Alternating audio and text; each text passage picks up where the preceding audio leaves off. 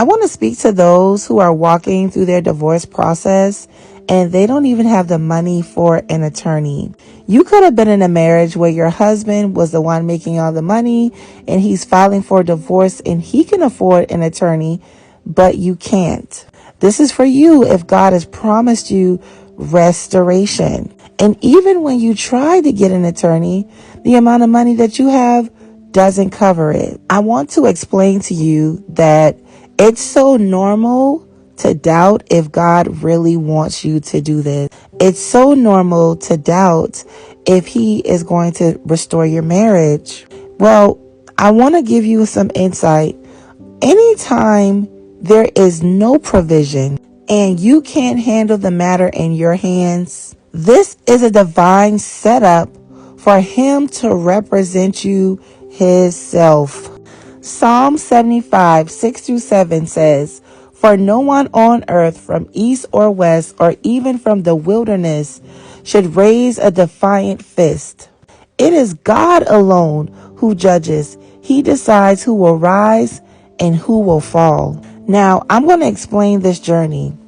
Whenever you're going through your divorce process and you don't have an attorney, a lot of times it's going to look like your spouse is winning. It's going to seem like God is not with you. But this is a circumstance where He wants to provide and show up for you supernaturally. I want you to understand that whatever this process brings to you, God has the final say. Sometimes it might feel like, you have favor with the judge. And then other times it might feel like the judge is, honoring the rebellious spouse. I want you to trust in God no matter the circumstance. And even if the Lord lets the divorce go through, this does not mean that God never told you to stand.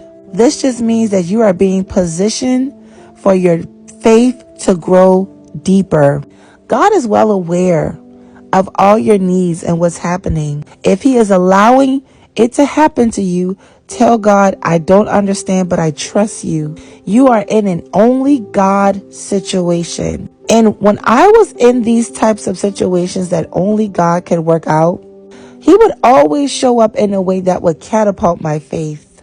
So yes, you will feel these emotions. You will feel the fire, but the Lord Himself will deliver. You just have to trust God and trust in God's power. Do not trust in nothing else but the Lord's power. And even when it looks like your spouse is getting wickeder and wickeder, do not be moved. You have to understand that people who are being influenced by demons are people who have no idea how God is going to humble them. I know that things might not be going your way right now, but I encourage you to trust God.